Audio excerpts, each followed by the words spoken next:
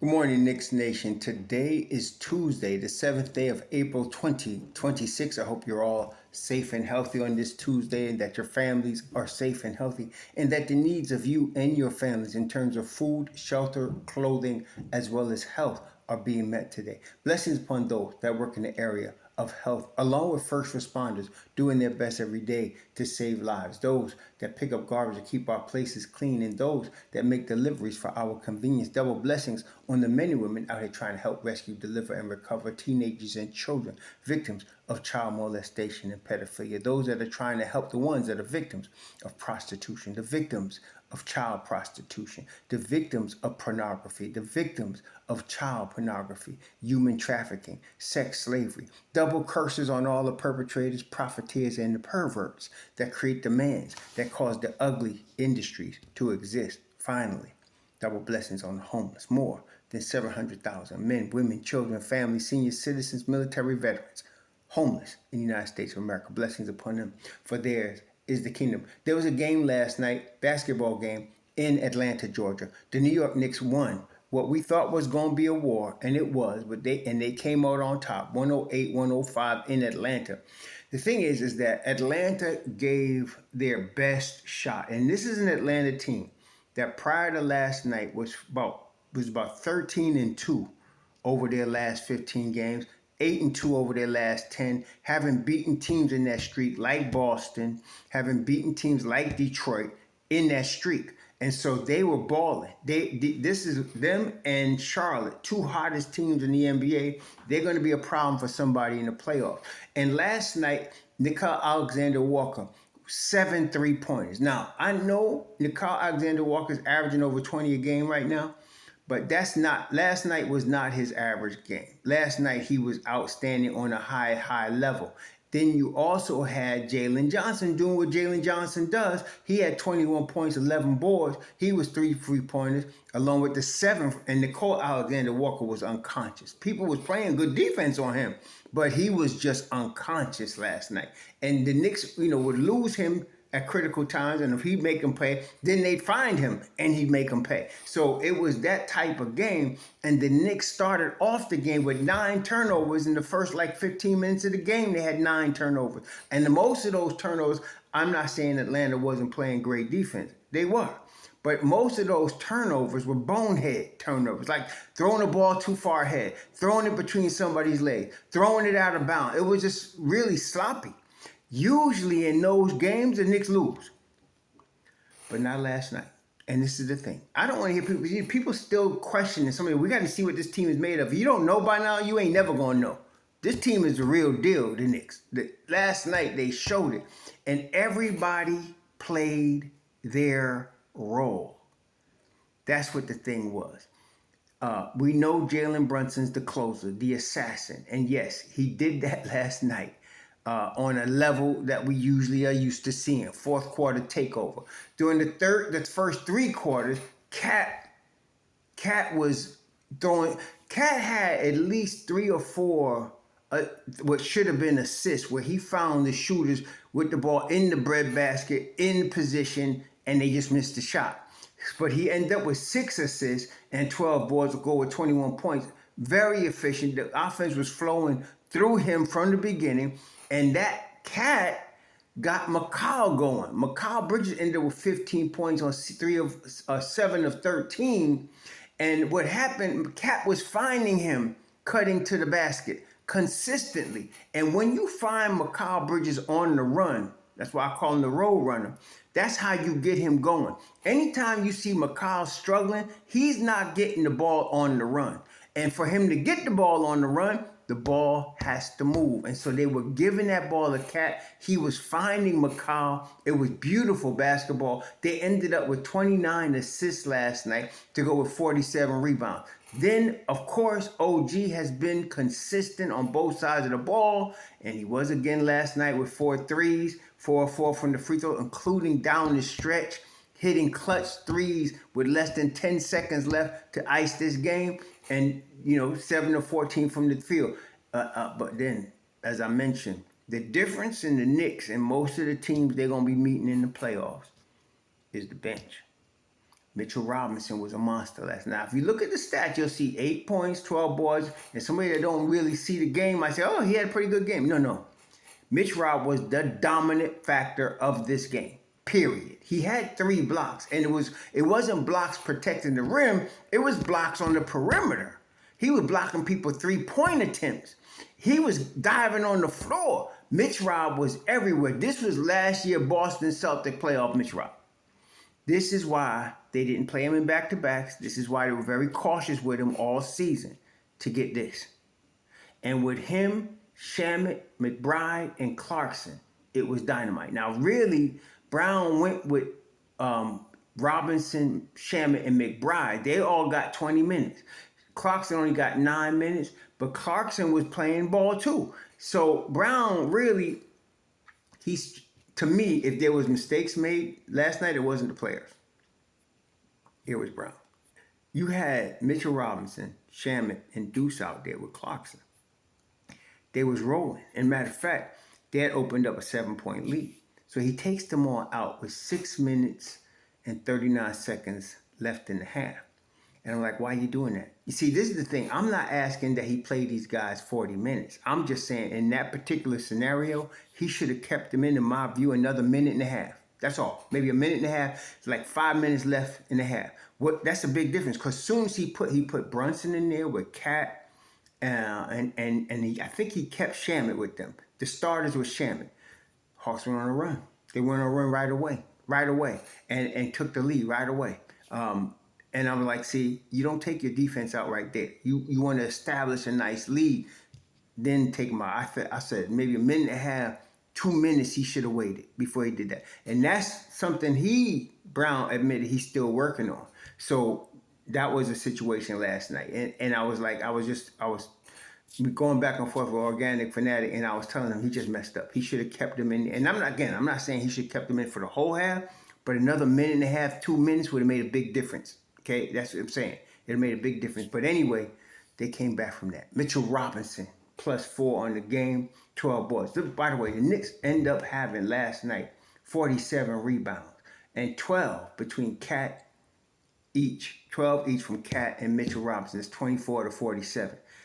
Josh Hart, they credited him with 2 offensive rebounds. Now, Josh Hart, he was not all there, but he was playing positional defense. Like I said, when he's really hurting, you could tell he can't play positional defense because he can't move laterally. Well, he was doing that last night, moving laterally. And at the last, I think it was one of the last possessions, the Knicks got, all night long, Atlanta was beating Knicks to 50-50 balls all night long and getting offensive boards all night long on the Knicks last night. Atlanta was doing a tremendous job on offensive glass last night. The Knicks had 12 offensive boards. Atlanta had 19. And that was a problem. I was like, oh, shoot, this is going to be a problem. But then in that last couple of possessions of the fourth quarter, Josh gave us extra possessions, and it turned into baskets. Very important. See, that's the Josh Hart we know and love that we want to see, which we're going to see come playoff time in the 7-game series. That's why he needs to keep starting, okay? Because that's what he does when he's healthy. He wants to play all the time when he's not healthy, and you can tell when he's not healthy because he gets beat on defense. And then he throws some dumbass passes, which he also did yesterday. But fourth quarter Josh Hart, you want him out there. You want him out there because of that kind of crap where he gets you an extra possession out of nowhere when you really desperately need one. That's why you want him out there. But Mitchell Robinson was the MVP, to my, obviously, defensive player of the game. But he was ridiculous yesterday. Ridiculous. And that's what I mean. Atlanta, I mentioned it yesterday in the vid. Atlanta is one of the few teams that I could say has a bench that can match the Knicks bench. One of the few teams. Atlanta, they're going, OKC. You know, some teams got benches that can match the Knicks. Most teams do not. And I'm saying all the playoff teams have good benches. But the Knicks could outplay all of their bench could outplay all of them. It's just a couple of them. The Atlanta bench, the Charlotte bench, a couple of them are real tough, okay? So with Ricochet, Gabe Vincent, Gaye, and Kuminga, I knew they was going to be They were gonna be tough, and they was. They was tough last night, but they weren't Mitchell Robinson. They didn't have Mitchell Robinson. We got MitchRob, and so that was the difference last night. Now Deuce still, he was 2 of 5 from 3, 2 of 6. He only scored 6 points. He was +2 because of that daggone defense. See, Deuce and Shamet both can shoot the rock, and not only can they play high level NBA defense, but both of them are very adept at fighting through screens and staying with their man. That's very important when you're playing a team like that has a hot shooter like a Nicole Walker-Alexander that don't need much room. You could be one time Deuce closed on Nicole Walker, was right in his grill. Homie still flipped it into it from the 3-point line. So you need a guy that can fight through the screen and stay in front. Those two dudes do it on an elite level. That's why I say, some people talking about Alvarado. I hear you, but nah, you got to keep Deuce and Shamet together out there on the floor. And Brown, for his credit, has been doing that. He has them on the floor together several minutes, and it's always positive. When them two are on the floor together with Mitchell Robinson, I have not seen them lose the battle of that time frame yet. They don't be giving up a whole bunch of points. They don't be giving them no easy shots. They be getting the loose balls. And if Deuce and Shamet are hitting their shot. Now, last night, Shamet was 0 for 1 from 3. He did not shoot the ball last night a lot because he was really busy playing perimeter defense. And again, this is one of the Knicks' Achilles heels in the past. But I would say, now that we got Deuce and Shamet healthy, you're going to see the perimeter defense in the playoffs go up a notch. Like, you won't, I doubt you will see. See, last night, they're going to cut Walker-Alexander did his best Aaron Nesmith impression, if we remember Aaron Nesmith from Detroit last year. He won a game for him, hitting 6 threes in the fourth quarter. And then, of course, we know about Malik Beasley. You're going to have guys like that in the playoffs, but this is why you need a McBride and a Shamet that can fight through screens, be over the top, and be in these people's grills, even if they are hitting. Sometimes you could play perfect defense, but the NBA players are so good that sometimes the offense is just better. They just better. That's all there is to it. The Knicks, Karl Anthony Towns, he was defended well several times yesterday, but his talent is such that sometimes it don't matter. Same with Jalen Brunson. He was defended well in the fourth quarter. They were really fighting to not even let him have the ball, but once he got it, to not let him get in the lane, and he still did it. Because sometimes there's guys that's just so good. You can know what they're going to do, and you can't do nothing about it but hope they miss. That's all you could do, or foul.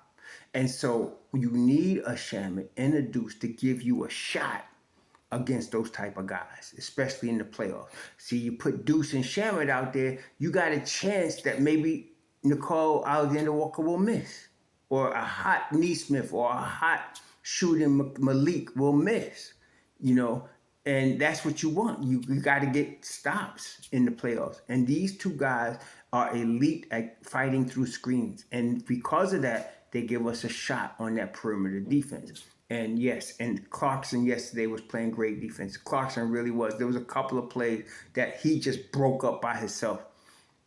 So I'm saying, I think we're in good shape going into the playoffs with these cats. This was a huge win for the Knicks yesterday. A very hot team. The Knicks going into their home floor. And I know Atlanta is like Madison Square Garden 3 or something like that. But still, they because they've been playing so well, you were hearing a lot more cheers for them than you normally would hear. You would usually have dominant Knicks cheers like in Orlando, but they've been playing so well, they got, fans behind them. They really are good. So the Knicks get a real quality win against a real quality team with getting perfect contributions from the bench unit, from Mitchell Robinson and the starting 5. Again, the weakness of the Knicks is the starting 5. That's the weakness. It ain't the bench. Okay, it ain't the bench. It's the starting 5. And if you get the starting 5 to hold their own, I know that sounds crazy, right? MitchRob and Shamet and Deuce and Clarkson, they can handle it from there. Okay, and I like how Brown did mix the minutes. I thought he would give Clarkson more than 9 minutes, but he gave Mitchell Robinson 20, Shamet 21, Deuce 20. Okay, and then Clarkson got 9. But he had Jalen out there for 39 minutes, OG out there for 37 minutes. That's not normal, but that's playoff normal. Okay, so and that's why everybody was concerned with Tibbs last year overplaying these guys, so they couldn't do this in the playoffs, even though they did. But now you can play your bench between the 4 of them guys. He played the bench 70 minutes. 70 minutes between them. So you got 70 minutes from your best bench out of the 240 minutes available. That so now you got enough energy to do what they did yesterday in the fourth quarter. This is going to be huge in a 7-game series. It's going to be huge. And so that's why I'm so excited about what we saw last night. What you saw last night was playoff intensity, definitely. Playoff intensity. So that in a 7-game series, the Knicks are built for that. They really are. They built for that. So, and that's what even the announcer, by the way, I did like Austin Rivers last night. He has a sound that's like Richard Jefferson, which my initial reaction is to turn off. But his analysis, I liked his analysis. He wasn't just anti-Knicks, even though he was really pom-pomming for Nicole Alexander-Walker, and for Jalen Johnson. But he was pretty good last night. I gotta give it to him. So he was saying that. He said it. We got to crunch time, and he said, watch how the Knicks respond. He said, because Atlanta is good, but they don't have that experience of closing in this situation. And as soon as he said that, Brunson started going off. And he was right. And that's the thing. You got a veteran team. My brother was talking about, yo, you need to play Sohan and Mo. You don't do gimmicks right now. This ain't the time to, let's just try this. No. This is the time where you stick with your 9-man rotation. You just got to learn how to play them properly, Mr. Brown. And I feel like he's doing that. But made a couple of mistakes. But okay, we won the game. And he did the right thing at the end. But the Knicks have a veteran team that know how to win at crunch time. That comes in big time when you come into 7-game series in the playoffs. Okay? So, and again, that's why Shaman and McBride become so important. I don't think, if you had Shaman and McBride at full strength when they was playing Indiana and they lost them first 2 games at home, and I don't think they'd have lost like that. And that was the series right there. That was the series. First 2 games at home when the Knicks lost, that was the series. And them teams came from behind, beat them. So this is why you need them out there, and you have a healthy Mitchell Robinson, and everybody's got their role now. Perfect. And so let's just keep going now. We got a tough one coming Thursday. Boston comes to town. And it's the first game of a back-to-back. Boston on Thursday, Toronto on Friday. And guess what? Everybody got to win. This is going down to, this season, it's dogfight going down to game 82. Everybody need to win because both Boston and Toronto are among like 4 teams jockeying for position. Boston, New York, Cleveland, Atlanta, Toronto, Philly, or Charlotte, Orlando, all of them. Philly, Charlotte, Orlando, 3-way tie for the 7th spot. Only a half game behind 6-seed Raptors, which is only a game and a half behind Atlanta. It's going to battle all the way down now. Every game is important. Next one, Boston. Let's beat them green behind.